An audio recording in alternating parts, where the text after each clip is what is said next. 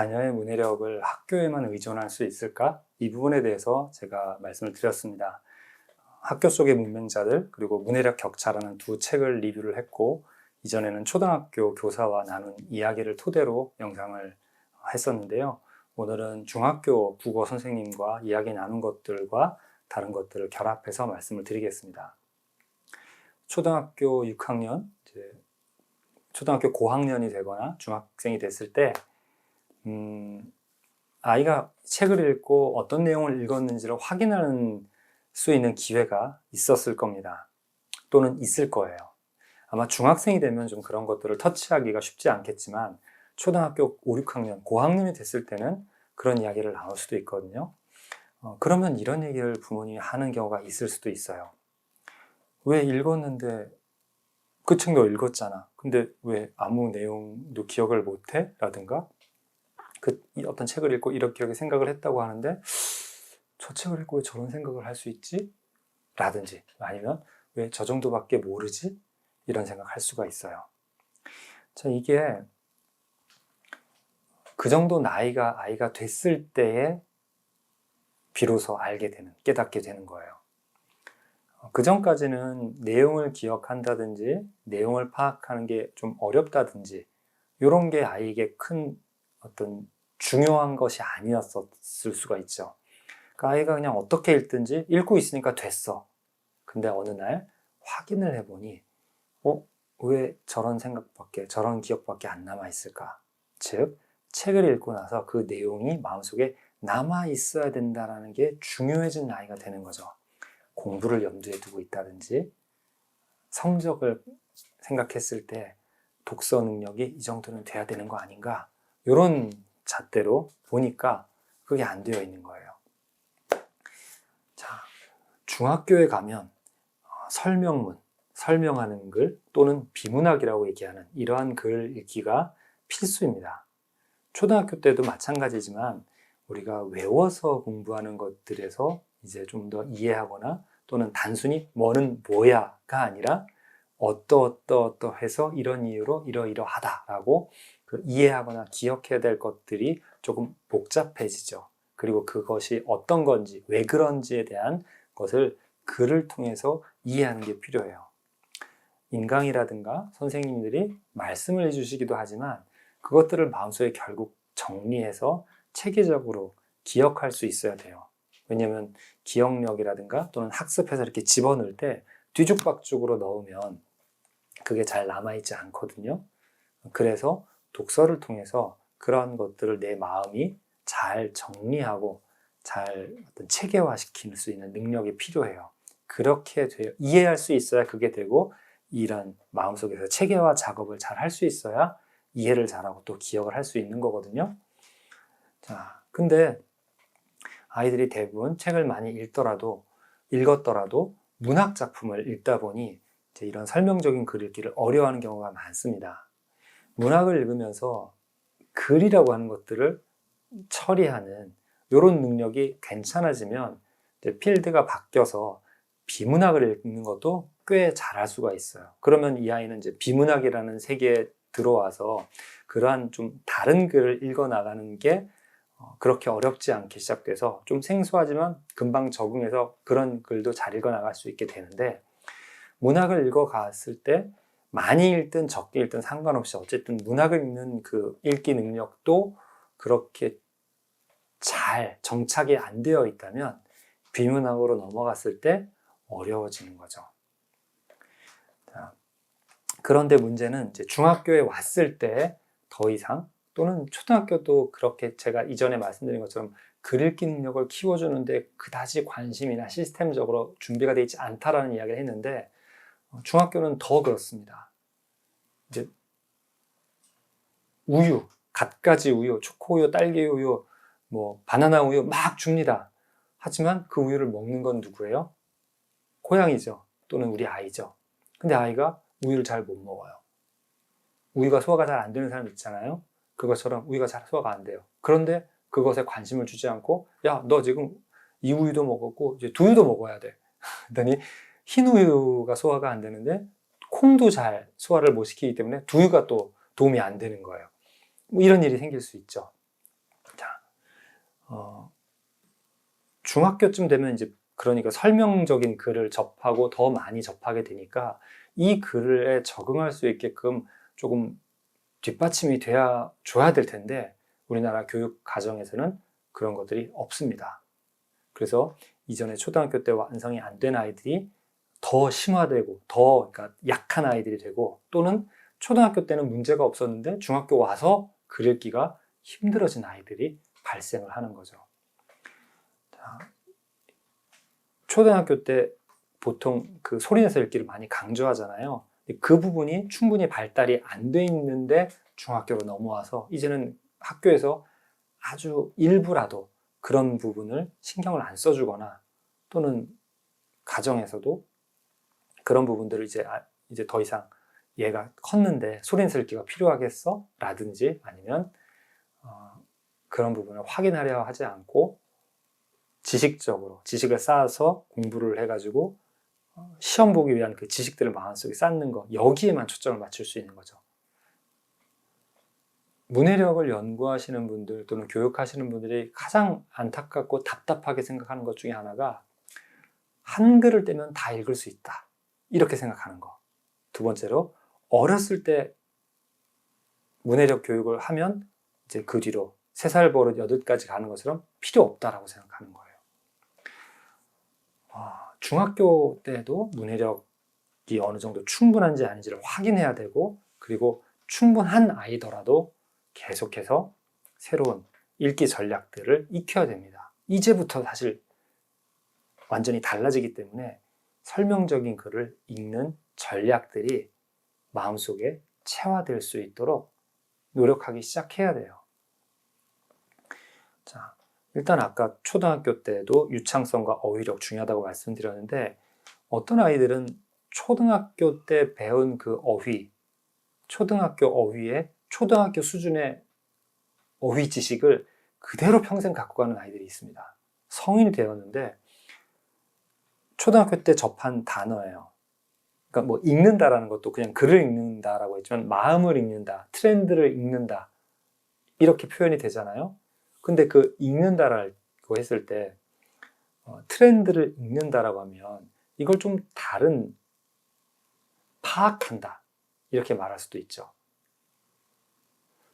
그 단어가 바뀌기도 하고 단어는 동일한데 의미가 바뀌는 경우가 있습니다. 즉 의미에 대한 그 지식이 업그레이드가 되거나 또는 더 어려운 단어들로 업그레이드가 되어야 되는데 계속 초등학교 수준의 어휘 지식에 머물러 있는 거예요.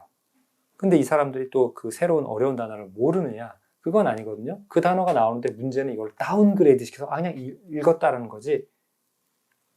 초등학교 수준에 읽는 것과 트렌드를 읽는다라는 게 같지 않잖아요. 눈으로 보고 마음속에 떠오르는 게 있어서 그냥 그거구나라고 봤을까요? 트렌드를 읽기 위해서 뭐가 필요합니까? 그러한 생각들이 막 마음속에서 이렇게 의미를 만들어줘야 되는데 그게 안 되는 거예요. 자, 그래서 이미 중학교지만 중학교의 그 학년에 맞지 않는 아이들을 이제 접한 그 선생님께서 이런 얘기들을 많이 하셨어요. 중학교에는 이제 예산이 좀 내려온대요. 초등학교 상황을 그분이 정확하게 알지는 않지만 동료들이 있고 같이 연구한 분들이 있으니까 근데 중학교의 그 예산이 아마 뭐 한 2천만 원이나 내려온다고 하더라고요. 연간. 물론 그게 그쪽에 완벽히 쓰이느냐는 선생님과 학교의 의지에 달려 있는 거죠. 그러니까 그 예산이 들어왔는데 그 예산을 그냥 도서관에 책을 구입하는 식으로 쓴다든지 이게 가능한지 모르겠지만 어쨌든 좀 소극적이거나 그냥 이렇게 뭔가를 해버리는 걸로 끝날 수도 있죠. 근데 이제 저와 대화했던 이 선생님은 같이 연구하고 계시기도 하고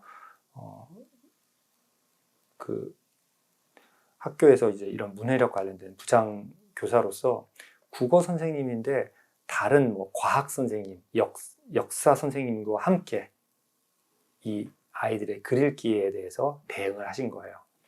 그래서 과학 수업 때 아이들이 글을 못 읽으니까 그 과학 텍스트를 잘 읽도록 해주기 위해서 그 선생님들도 수업 시간에 어떻게 아이들을 더 도와줄까 이거를 같이 연구를 한 거죠. 그래서 이것들을 활동을 했는데 이걸 이제 주도하는 선생님과 이 주도하고자 하는 선생님에 호응하는 선생님들이 같이 있어야 되는 거잖아요.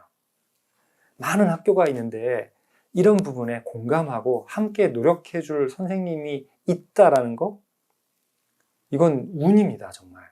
거기다가 이제 중학교니까 아이들이 아주 뭐 많이 크거나 그러진 않았잖아요. 사춘기도 있고. 그래서 이 아이들이 이렇게, 저 아이가 읽기가 좀 약한데 내가 저 아이를 좀 도와주고 싶다라는 선생님이, 정말 귀한 선생님이 그 학교에 계신 거예요. 근데 이 선생님이 아이한테 얘기했을 때 아이가 싫어요. 무슨 방과 후 수업도 있고 뭐도 있는데 내가 또 학교에 남아서 해야 돼? 라든지, 아니면 딴 애들은 다 집에 가는데 왜 내가 혼자 남아서 이걸 해야 돼? 이런 좀 창피함이나 이런 게 있죠. 그래서 그 아이를 잘 달래가지고 같이 하자라고 설득해서 했다고 해요. 근데 다른 그 과목 선생님은 이걸 잘 못하셨대요.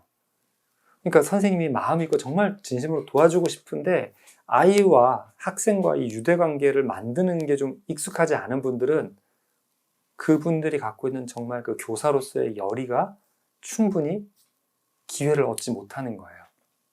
즉 반대로 말하면 그 학생도 선생님이 왜 자꾸 나한테 뭘 좀 하자라고 하는 거야? 라고 하면서 본인에게 필요하지만 그게 왜 필요한지 본인이 잘 깨닫지 못하고 거절하게 되는 거죠. 근데 이걸 또 한다고 해서 그 시간적으로 충분한 적절한 시간이 있는 게 아니더라고요. 학교 끝나고 뭐 이거저거 끝나고 청소 다 끝나고 나서 그 아이와 뭔가 대면할 수 있는 시간이 주어지는 거예요. 그러니까 사실 되게 아이들한테는 자기가 청소 아닌데도 청소 끝날 때까지 기다리고 한참 기다렸다 해야 되는 거죠. 보통 학원 가고 그러잖아요. 또는 친구들과 어울릴 수 있는 시간이 뺏기는 거죠. 그러니까 그런 아이들을 가르칠 수 있는 선생님이 있다거나 그 선생님과 함께 보낼 수 있는 시간, 이런 것들이 굉장히 환경적으로 안 되어 있어요. 자, 그리고 선생님들이 그런 열의를 가지고 우리 이 아이가 이런 것들이 정말 필요하구나, 하지만 내가 뭘 해줄 수 있지? 이렇게 모르는 분들이 사실 굉장히 많아요. 초등학교 선생님과 대화한 부분 냈을 때 초등학교 선생님도 문해력에 대한 이해가 굉장히 부족하다라고 그런 얘기를 이제 선생님이 하셨다고 제가 말씀을 드렸는데, 중학교에서도 마찬가지예요. 정말 이 부분에서 관심이 있는 분들은 하시지만 그런 분들이 많지 않은 거예요. 그리고 그런 시간도 별로 없고요. 제 책에서 제가 참고했던 그 읽어도 도대체 무슨 소린지라는 30년 동안 초중고 또 성인을 그 읽기 지도를 하신 어떤 외국분도 그런 말을 했어요. 내가 도대체 어느 시간에 이 아이를 도와줄 수 있는 거죠? 시간이 없고 어떻게 할 수 있죠? 지식, 전문성이 없습니다. 근데 학생들한테 전달해야 될 내용들은 많이 있잖아요. 그럼 계속 그냥 그걸 떠먹여 주는 거죠. 그러니까 소화력이 안 생기거나 먹는 법을 모르게 되는 거예요. 그럼 고등학교 가서 이제 이렇게 자전거 보조 바퀴를 갑자기 떼버리고 자, 레이싱해. 어떻게 되겠습니까?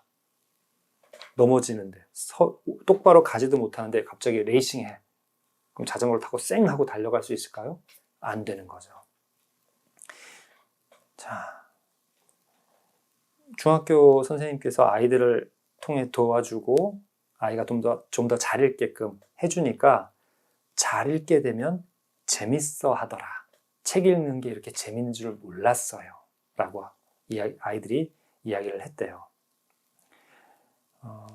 물론 심리적으로 그냥 책을 좋아하거나 편안하게 생각하면 다 잘 읽을 거 아니야? 이렇게 생각할 수가 있는데 아닙니다. 문해력은 감정적인 부분, 태도 이런 것들도 있지만 제 생각에는 기술이에요. 스킬입니다. 근데 스킬이라고 하는 게 단지 정말 테크닉이 아니라 내가 그것을 하기 위해서 재밌어 하고 유익하다고 생각해서 그 능력들이 계속 경험들이 쌓여서 자꾸자꾸 하면서 더 나은 기술적인 부분들을 익혀가거나 배워서 잘하게 되어가는 그런 거죠. 잘하니까 거기서 자부심이 생기고 재미가 돌아오는 거죠. 그래서 선순환이 되는 거예요. 그래서 점점 더 잘하게 되겠죠. 그 안에서 많은 것들을 배우고 그 아이에게는 많은 기회가 생기겠죠. 문해력뿐만 아니라 그 아이가 많은 것들을 보고 접하고 탐구하고 자기를 깨닫고 이렇게 되겠죠. 어릴수록 더 골든타임입니다. 중학교 실버타임. 하지만 방법이 없는 건 아니에요. 그런데 이 중학교 시기에 적절하게 아이를 관찰하고 필요한 도움을 줄 수 있는 선생님을 만나기란 쉽지 않다. 뿐만 아니라 학교뿐만 아니라 이미 학원 같은 데도 보면 뭐 독서 토론이나 시험과 진학을 염두에 두고 가르치기 때문에 그 아이들이 언어적으로 어떤 부분이 필요한지에 대해서는 학교나 사교육이나 다 거기서 거기입니다. 그래서 제가 계속 말씀을 드리는 거는 이러한 사정이기 때문에 문해력에 관심을 두고 문해력을 아셔야 돼요. 그래서 어떻게 문해력이 발전할 수 있는가를 잘 알고 어렸을 때부터 유도해 가고 중학교 때 정말 아이가 외로워할 때 이 부분을 혹시 꼭 숨기고 있을 때 예민하게 알아서 그것을 정말 편안하고 아이의 자존심을 다치지 않게 하면서 도와줄 수 있고 나아질 수 있다는 걸 알려줄 수 있다면 참 좋겠습니다.